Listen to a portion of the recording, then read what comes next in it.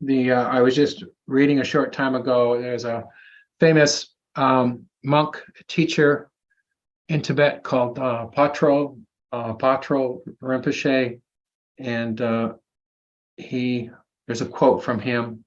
It was 19th century, but the quote was something like, "Vipassana is just the state." The Tibetan word is vipassana, or at least when it's translated, it looks a little different than the English translation when they talk about it in the Vajrayana, but it's wide open awareness. And we translate it as insight meditation, at least in the Thervadian tradition, the idea that the meditation allows us to see into the functioning of the mind. It allows us to see into our experience in a direct, clear way.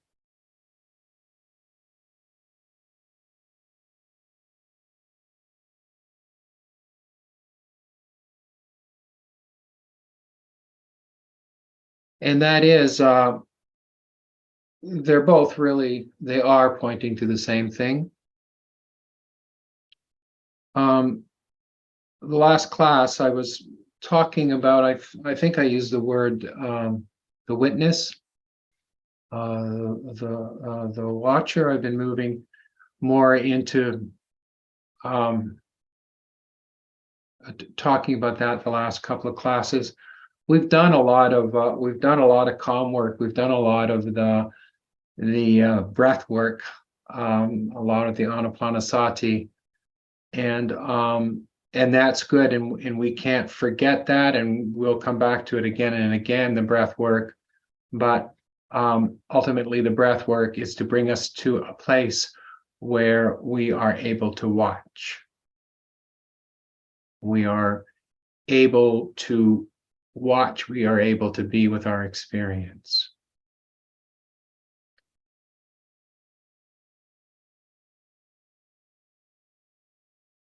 So the witness is a word that's used, and the witness is that aspect of clear knowing. That's what the watcher is, this aspect of knowing, of consciousness. And that's what we are exploring. That's what we've been exploring at least the last class. So from our seat of relative quietness and focus and concentration, we turn our attention to the content of our mind, the content of our mental experience. And what we observe are objects, feelings, thoughts, emotions, mental states. Different ways to describe the objects of mind, to describe our conscious experience. The development of awareness, or the working with awareness, is learning to see the objects, but we start to have a sense of the space in which they exist. So we don't identify with them. We don't identify with thought. We watch it. And if you just sit now and maybe look away from the computer screen for a moment and just take in the objects in the room around you. And if you could just be with that experience.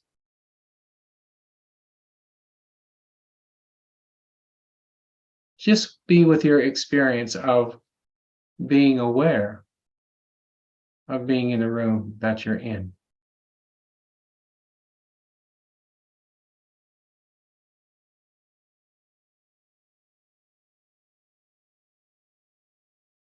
So you'll find with that, there's the scene. You see the couch and the chairs and the window. And then there's also the mental activity, the thought about what you are doing. Am I doing it right? There may be resistance. There may be a lack of focus. But whatever it is there's the initial experience of just being and all of the input from the senses of the experience. And then there's a reaction or the activity of the mind that's overlaid on top of that.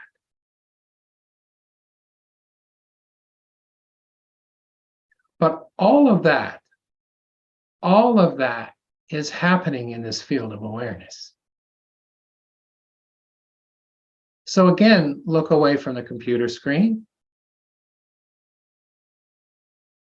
and see if you can't get a sense of that sense of space that's around everything.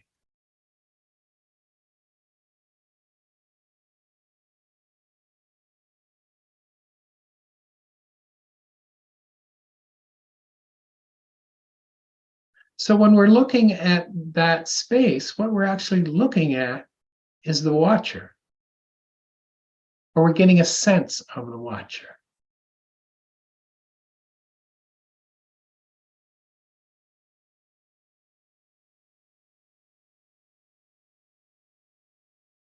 And as we are able to put our attention towards that, then we start to lose interest in the objects.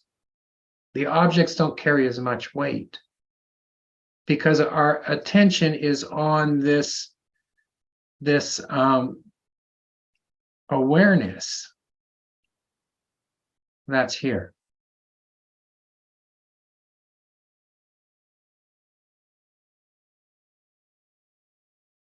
When you hear the word emptiness, it's pointing towards this awareness. It's this empty, spacious knowing.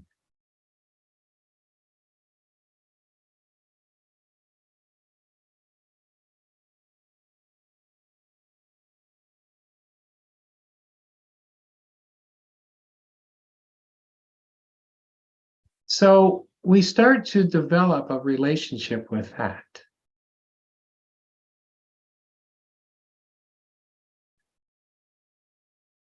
And really, that's what saves our bacon.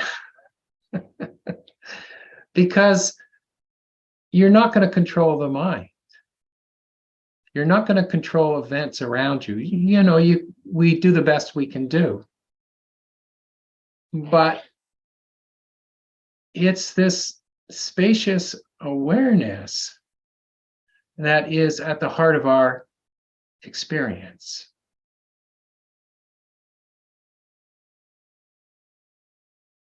It's at the heart of the spiritual pursuit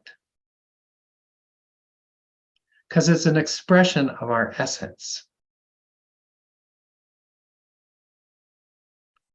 And it's not something that we have to create. It's something we learn to see. We learn to acknowledge. Right now, so much of our existence is experienced through the conceptual mind. So that's what we see. Have you seen those, those drawings, and it'll be like, it's an optical illusion, I think you would call it. You can look at the drawing and what you see is the face of a young girl. And then if you look at it in a different way, you see a face of an old woman. Something like that. That's the example that comes to me. And so you view it and you say, oh, that's a drawing of a young girl. And then somebody says, no, if you see there's an eye there and an eye there, and all of a sudden you go, oh, that's an old woman.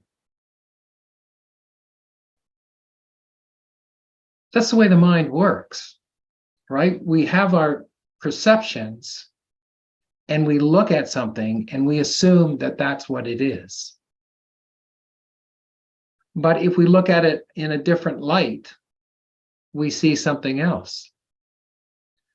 So which one is real?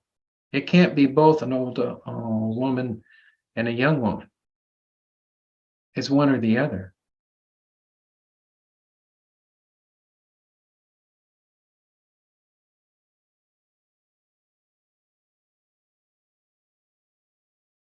So the witness, the watcher,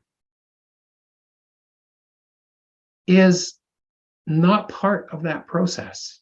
It's seeing that process. It's seeing that process. So when the perception comes up, it's not identifying with the perception.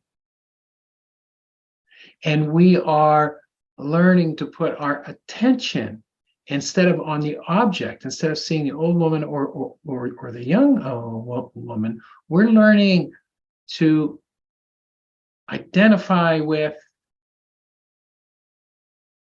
that which is watching.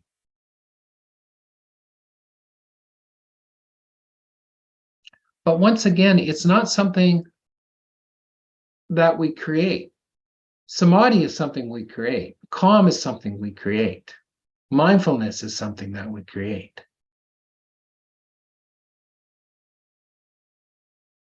Those are all creations of the mind. Those are creations of thought, if you will. And we do these practices to create relatively open and calm and perceptive mental states, so we have the capacity to rest with the witness, to watch.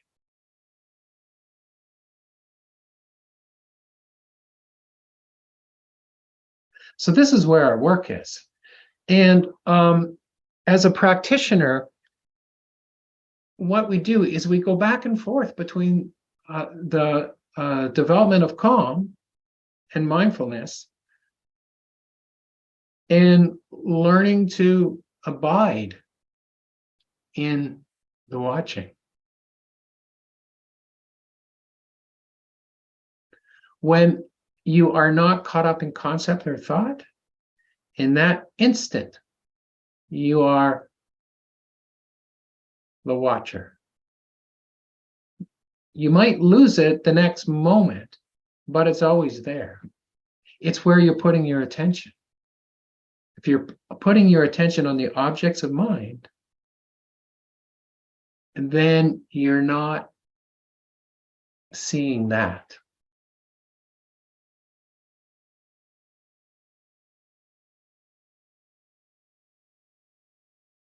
There's a point where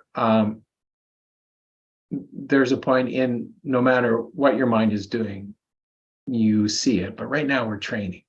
We're training to see that empty, spacious awareness within our experience. We're not creating it. We're not developing it. We're acknowledging it.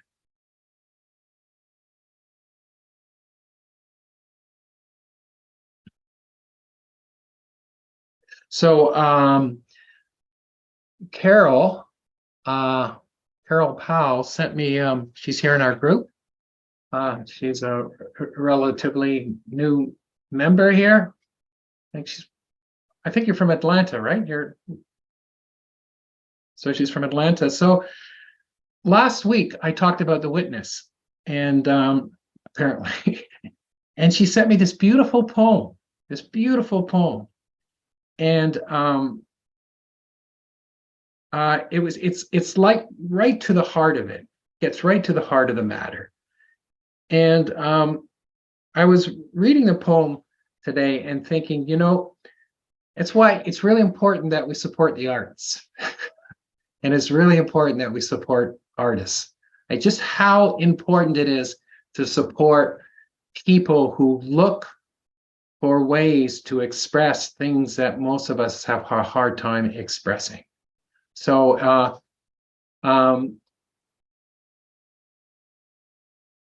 go out and buy something from an artist. Buy an original artwork. Could be a teacup, it could be a painting, it could be a book of poetry. Anyway, it's really important to support the arts. Anyway, I'll read the poem. Maybe I'll just put it here. So it's by a poet, an American poet named Dana Folds, Faulds.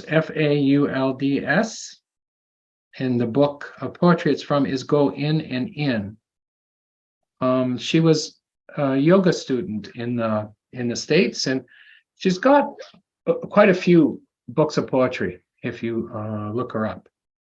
Anyway, here it is. I should have practiced reading it because I don't know if I'll give the poem justice, but here it is. The Witness. When I can become the witness, all manner of miracles occur. Old wounds heal. The past reveals itself to be released. Present dramas play themselves out without sinking emotional talons into my soft skin. The witness welcomes truth and dares to meet reality on its own terms. It is the ground in which the seeds of transformation take root and flower.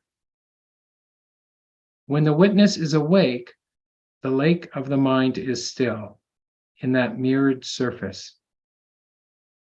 I see my own true face as spirit smiling back at me.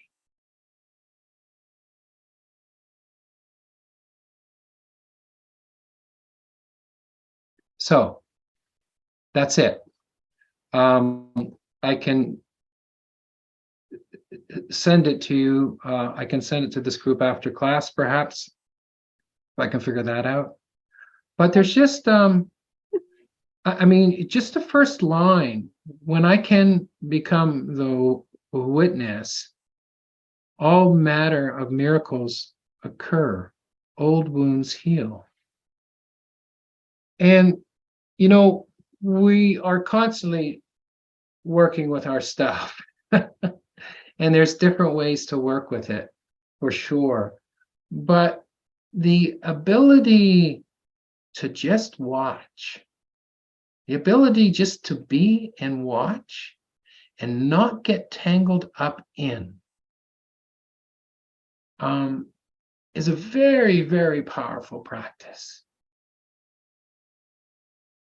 It's hard because the mind is so busy and we're filled with self-doubt. But the witness, she says, when I can become the witness, you know, I'd say she already is the witness, but we don't always identify with that place. So we work with that, which is what I've been talking about. Old wounds heal. The past reveals itself to be released. So from that place of clarity, the release has already happened.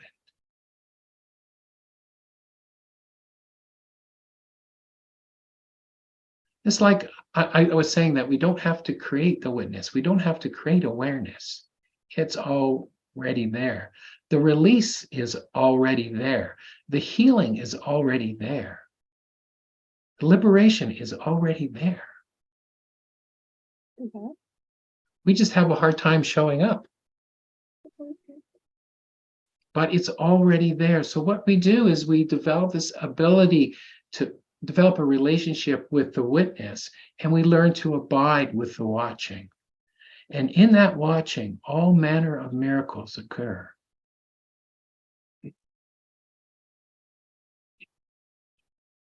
It is the ground, now I'm just jumping, it is the ground in which the seeds of transformation take root and flower.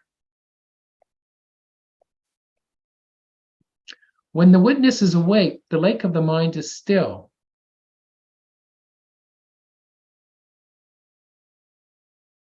So when we're identified with the watcher, it means we're not stirring up the pot. so to speak. And the mind's allowed to settle. The mind's allowed to settle. And sometimes it's settled, and sometimes it's not settled. But to one that is firmly established in the watching, it doesn't matter. And whether the mind is settled or the mind is not settled, the stillness is there. Because the stillness is not dependent on the activity of mind.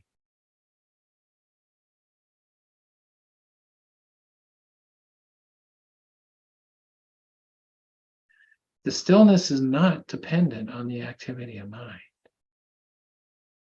So where is that place? What is that experience? Well, that experience is this experience right here. That which is in your experience right in this moment, that is not being changed, that is not being moved, that is not being affected by what's taking place in the mind. Can you find that? You look around the room and you look at the objects. And you notice the space around the objects. You look at the mind, you look at the thoughts, you look at the feelings, you look at the emotions, and then you see the space around it.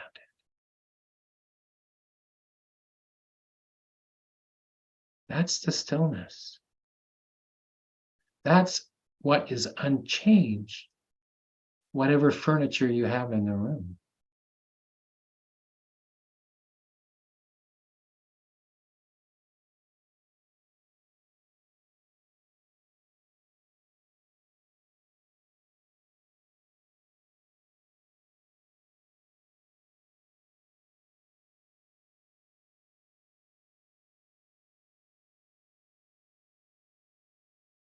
When the witness is awake, the lake of the mind is still. In that mirrored surface, I see my own true face as spirit smiling back at me. I could talk all night about this poem, but I won't. But something else that kind of blows me away about this is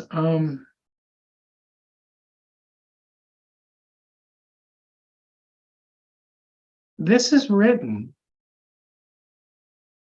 excuse me.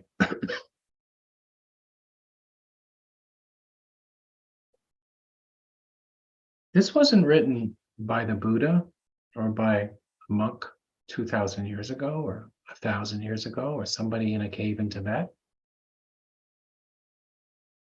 This was written by a woman who was studied yoga in, I think, Massachusetts.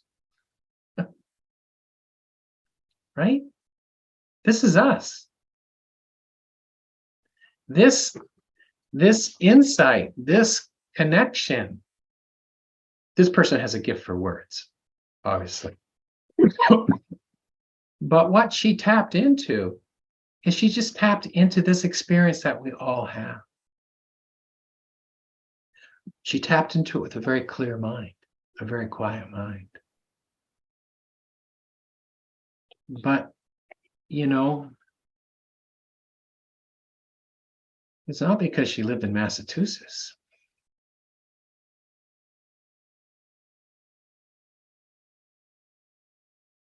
It's because this is the truth. This is the truth of who we are. This is seeing our experience in a very fundamental way.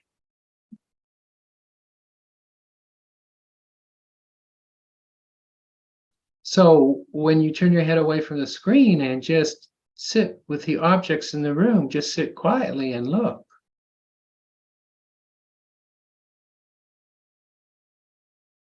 That was the field in which she mined this poem.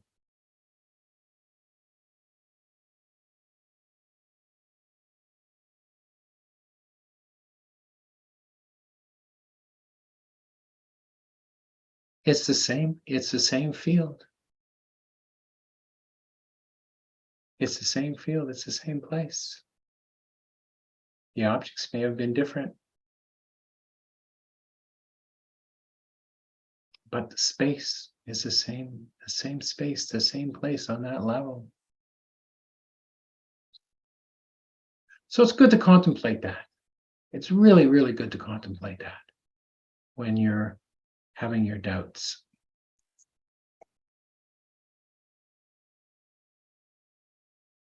We are only trying to understand where it is we're coming from. We are only trying to get to where we actually are.